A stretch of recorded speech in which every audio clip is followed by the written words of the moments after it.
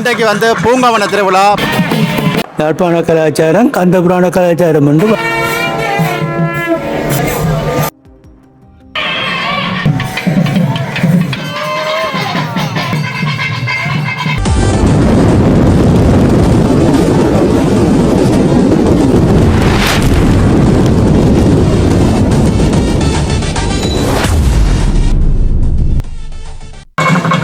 50 தமிழ் உறவுகளுக்கு வணக்கம். இந்த கங்கடிக்கான சொல்லினால் யாழ்ப்பாணம் செல்வச்சன்னதி அன்னதான காந்தன் என்று அழைக்கப்படுகின்ற ஆலயத்தில் நிற்கிறோம். இன்றைக்கு வந்து பூங்காவன திருவிழா 10வது திருவிழா வந்து நடக்கப் போகுது. உண்மையிலே வந்து மிகவும் கோலாகலமாக இந்த திருவிழாக்கள் நடைபெற்று வருவதும் வழக்கம். இன்றையான இந்த 10ஆம் திருவிழா எப்படி நடக்கப் போகுது, இந்த பூங்காவன திருவிழா என்னென்ன மாதிரியெல்லாம் அலங்காரங்கள் செய்திருக்கிறார்கள், கந்தனை எப்படியெல்லாம் கொண்டு வரப் போகிறார்கள், இங்கே நடக்கின்ற விடயங்களை பெரியவர்களும் கேட்டும் உங்களுக்கு தெரிஞ்சு கொள்ளப்புறன். உண்மையிலே வந்து எனக்கும் இந்த விஷயங்கள் ஒரு புதுமையானதாக இருக்கிறது. இந்த பூங்காவன திருவிழா எப்படி நடக்குது, தமிழர்கள் இந்த சைவ சமயம் தொடர்பாகவும் இங்கே நடக்கின்ற விடயங்கள் தொடர்பாகவும் உங்களை பகிர்ந்து கொள்ளப்புறன். பாருங்கள் காணொலிகள் பூங்காவன திருவிழாவோடு இணைந்து கொள்ளலாம். இதில் பாருங்க, முன்னுக்கு செல்லச்சன்னதியான ஆலயத்தை நோக்கி காவடிகள் வந்து போய்கொண்டிருக்க பார்க்கக்கூடிய மாதிரி இருக்கு. பாருங்க, இதில் பாருங்க, இந்த பாலத்தால் நிறைய பக்தர்கள் வந்து செல்லச்சன்னதியான ஆலயத்தை நோக்கி போய்கொண்டிருக்கிறேன். பாருங்க, தொண்டமானார் பாலம் ஜலன் சைக்கிள் பார்க்கலாம் இருக்குது.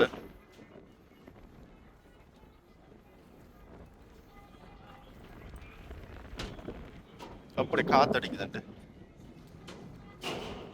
பாருங்க. சாமி தற்போது வந்து ஒளி வீதி சுற்றி வந்து கொண்டு பார்க்கக்கூடிய மாதிரி இருக்குது. எவ்வளோ பக்தர்கள் வந்து கொண்டிருக்கிறேன் பாருங்க முன்னுக்கு.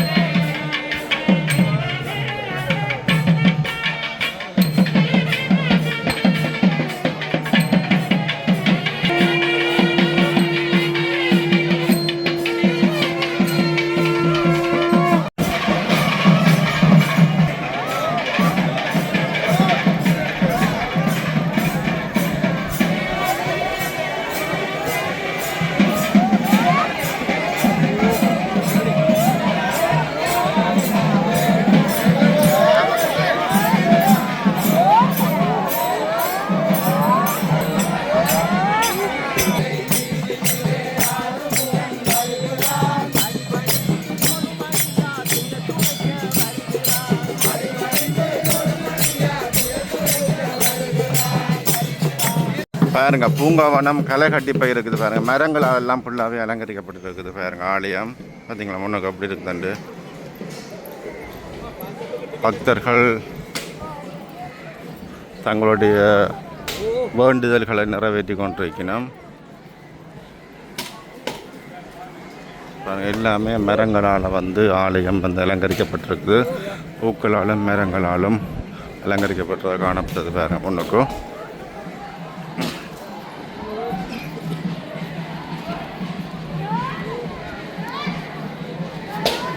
ஆலயத்துக்குள்ளுக்குள்ள பாருங்க எவ்வளோ மரங்களால் வந்து அலங்கரிக்கப்பட்டிருக்குது. ஒவ்வொரு தூணுக்கும் இடையில் வந்து மரங்கள் கட்டி இந்த பூங்காவனம் மிகவும் சிறப்பாக வந்து நடைபெற்று கொண்டிருக்குது. எவ்வளோ பக்தர்கள் வந்து பாருங்க முன்னுக்கு இருக்கணும்.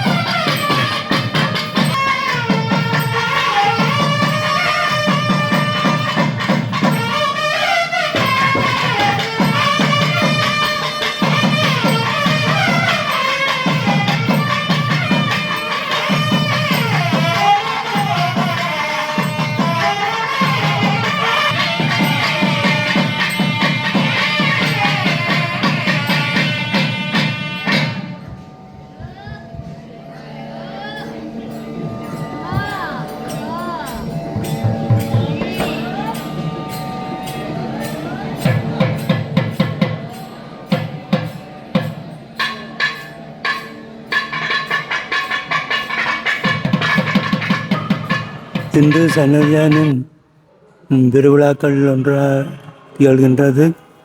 பெரும்பாலும் நாங்கள் இந்த ஆகம விதிமுறைப்படி கோயில்கள் என்ற அமைப்பு வேறு மடாலய விதிமுறையின்படியே அது எல்லாத்துக்கும் இடம் கொடுக்கும் என்று சொல்வார்கள் பண்டைய நூலோர். எனினும் அந்த அவர்கள் இங்கே ஒரு மனதை ஒடுக்கிறதுக்காக வாயை கட்டி பூசை பண்ணுற ஒரு மரபு கதிராமர் காலத்திலிருந்தே தொடர்ந்து வந்து கொண்டிருக்கின்றது. அது பெரும்பாலும் இலங்கையில் பல இடங்களிலும் இந்த மரபு இருக்கின்றது.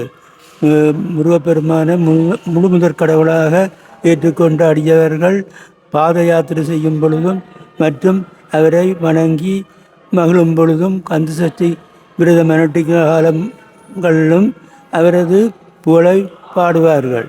அது யாழ்ப்பாணத்துக்குரிய யாழ்ப்பாண கந்தபுராண கலாச்சாரம். யாழ்ப்பாண கலாச்சாரம் கந்தபுராண கலாச்சாரம் என்று பண்டித மணியவர்களால் போற்றப்பட்டது. இருந்தாலும் அந்த மரபுகளுக்கு அமைய கோயில்களில் நாங்கள் பெரும்பாலும் 11 திருவிழாக்களை செய்வார்கள். தேர், தீர்த்தம், பூங்காவனம், அதுக்கு பிறகு பைரவர் மடை. முதலில் நாங்கள் கோயிலுக்கு செல்லும் பொழுது முதலில் மூலவரத்துக்கு கும்பிடுவதற்கு அனுமதி பெற வேண்டும். பெரும்பாலும் சிவன் ஆலயமாக இருந்தால் போனவுடனே நந்தியம்பெருமான்கிட்ட அனுமதி பெற வேண்டும். அந்த அனுமதியை பெற்றுக்கொண்டு மனதால் கோயிலை விளம்பந்து கும்பிட வேண்டும். அப்படியே ஆகம விதிமுறை இருக்கின்றது. ஆனால் ஆகம விதிமுறை இல்லாத கோயிலில் யோகசாமியற்ற பாடலில் ஆகம விதிமுறை அகத்தினில் பொருந்திடும் பேதமில்லை. அதாவது பூசலர் நாயனார் ஒரு கோயில் கட்டினார் மனதில். அவர் கோயில் கட்டின உலகுக்கு எடுத்து எம்புவதற்காக அந்த புராணத்திலே இடம் கொடுத்துப்பட்டு உலகோர் எல்லாரும் இன்றும் பூசலாரை மெச்சுகின்றார்கள். அப்படியான விஷயங்களும் எங்கள் சமயத்திலே நிறைய உண்டு. திருவிளையாட புராணத்தை எடுத்து பார்த்தால் சிறுமகன் ஆலாசி மான்மியத்திலே சொல்லப்பட்ட விஷயங்களை கொண்டு திருவிளையாட புராணத்திலே குடங்க நீரும் பச்சிலையும் கொண்டு இமையா குஞ்சரமும் படங்கொள்வாயும் தருவாய் மதுரை பரமேட்டி என்று சொல்லப்படும். அனுமதியாக இந்த குடங்கை ஒரு கையை அடக்கி அதிலே உள்ள நீரை எடுத்து பச்சிலை தான் சொல்லப்படுது. பச்சிலை என்றால் பூவையும் சேர்த்து சொல்லப்படுகின்றது. இனி இந்த பூ விஷயங்களில் புட்ப விதி என்ற ஒரு நூலை எழுதியிருக்கின்றார். எழுதப்பட்டிருக்கின்ற அந்த நூல் பெரும்பாலும் இன்று கிடைப்பது அரிது. அதை ஆர்மோனாவலர்கள் திருப்பி பதித்து அதுக்கு பதிச்சுள்ளார். அந்த நூல் கமல ஞானப்பிரகாசால் எழுதப்பட்டது. அப்போ என்ன சுவாமிக்கு என்ன பூவாலே அர்ச்சனை செய்ய வேண்டும் என்ற விதியும் அந்த விதிமுறையிலே அடங்கி இருக்கின்றது. அதாவது முருகனுக்கு வெற்றியும் கடப்பம் விலையும் கூறப்பட்டிருக்கின்றது. கடப்ப மாலை அவர் கடப்ப மாலையாக வெண்கடம்பு செங்கடம்பு அவருக்கு வெற்றி பூவிலும் அதிக நாட்டம் உண்டு. ஆகவே எம்பெருமானை வணங்குகிற அடியவர்கள் கடப்ப மாலை அணிந்து எம்பெருமானை வணங்குவார்கள். அப்படியும் இல்லாமல் செங்கடம்பு காலத்தில் அந்த பூக்கும் செங்கடம்பால மாலை செய்து அவரை அணிந்து போற்றுவார்கள்.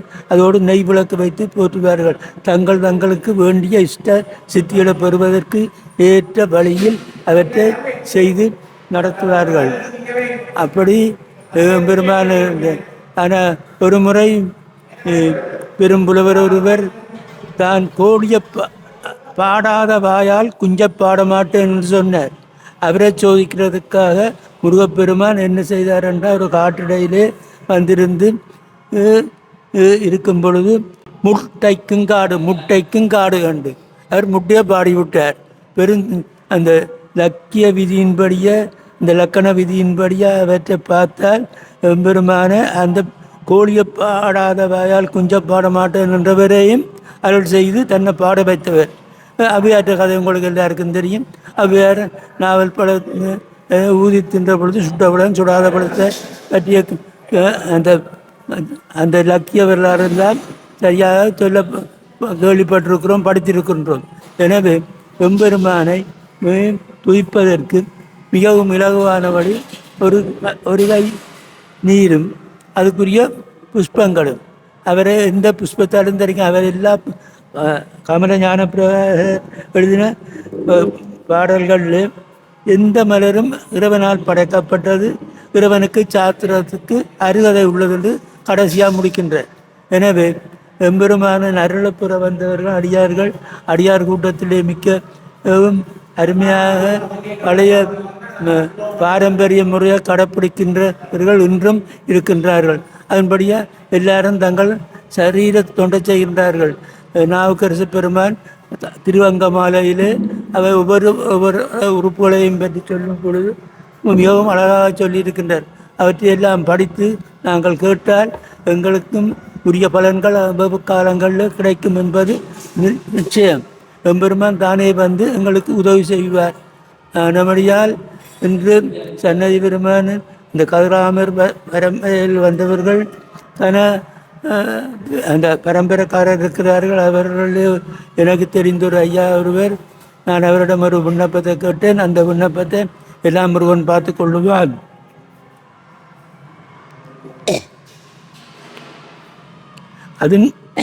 அதன் பிரகாரம் முருகன் நான் ஒரு புத்தகத்தை எழுதுறதுக்கு மிகவும் நிதி கஷ்டத்திலே இருக்கும் பொழுது ஒருவரை எனக்கு அணைத்து தந்து அந்த புத்தகத்துக்கு அவர் அனுசரணையாக இருந்தார்.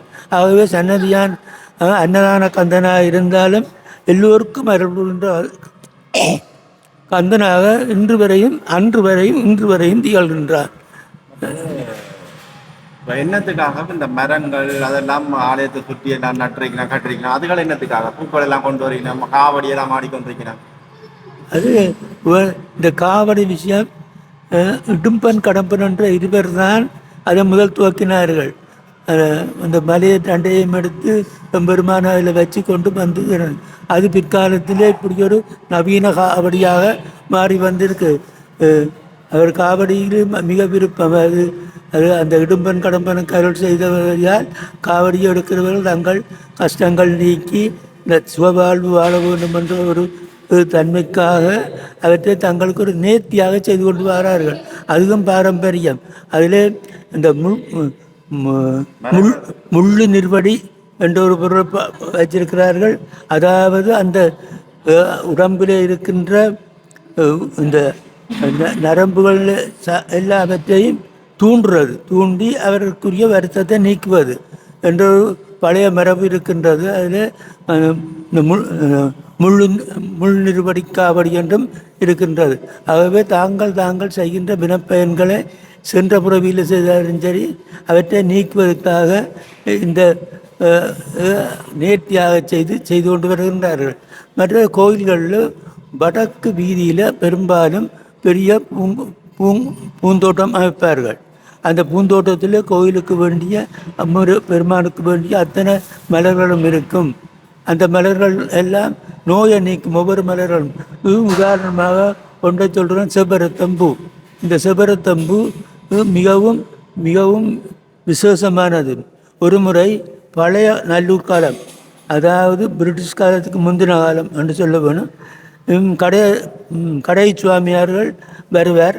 வந்த உடனே கோயில் குருக்கள் ஐயர்கள் எல்லாம் தட்டத்தோடு தாம்பளத்தோடு பூவை நீட்டுவார்கள். அவர் எடுத்து அப்படியே சுற்றி வந்து முருகனுக்கு எறிஞ்சு விட்டு போவார். ஒரு அம்மாவுக்கு கையிலே ஒரு கட்டி, அந்த கட்டி மாறாத கட்டியாக இருந்து அவருக்கு ஒத்துரகம் கொடுத்து கொண்டு அவள் கடை சாமியாரை பின்தொடர்ந்து ஓடுவார். ஒரு முறை கடை சாமியார் அப்படி வரும்பொழுது, வீதி வரும்பொழுது, அவர் ஐயர் கொடுத்த அந்த செவ்வரத்தம்பூவளத்தையும் வாய்க்க போட்டு மன்று சப்பி கொண்டு ஓடி வந்து நெடுட்டு கையை கொண்டு போட்டு அந்த கையில் இருந்த அந்த கட்டிக்கு துப்பி விட்டார். துப்பின உடனே அவளுக்கு பெரும் சந்தோஷம்.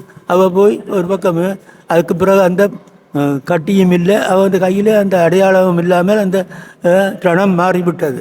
அப்படி சித்தர்கள் எத்தனையோ சித்துகள் செய்வார்கள். அதுக்கு சில உபாயங்கள் வேணும், மூலிகைகள் வேணும். சிவரத்தம்பூவும் சிறந்த ஒரு மூலி. இவ்வாறு மூலிகளுடைய மூலிகைகளை பார்த்து அந்த பூக்களையும் மலர்களையும் தோட்டத்திலே வைப்பார்கள். அதை மூக்கில் முகர்ந்தாலே அந்த வாசனையில் சில வருத்தங்கள் மாறும். சில மருத்துவங்கள் அவற்றை கஷாயம் பண்ணி குடித்தால் மாறும். சில பச்சை சாறாக அருந்தினால் மாறும். இப்படி இருக்கின்றது. அடியனால் எழுதப்பட்ட பெருகல் காதல் வசனம் என்ற நூல் 1686 ஆண்டு தம்பையா வீரக்கோன் முதலியாரால் சம்பராமத்தில் இருந்தவர் ஒரு பிரபந்தமாக பாடினார். அந்த பிரபந்த நூலில்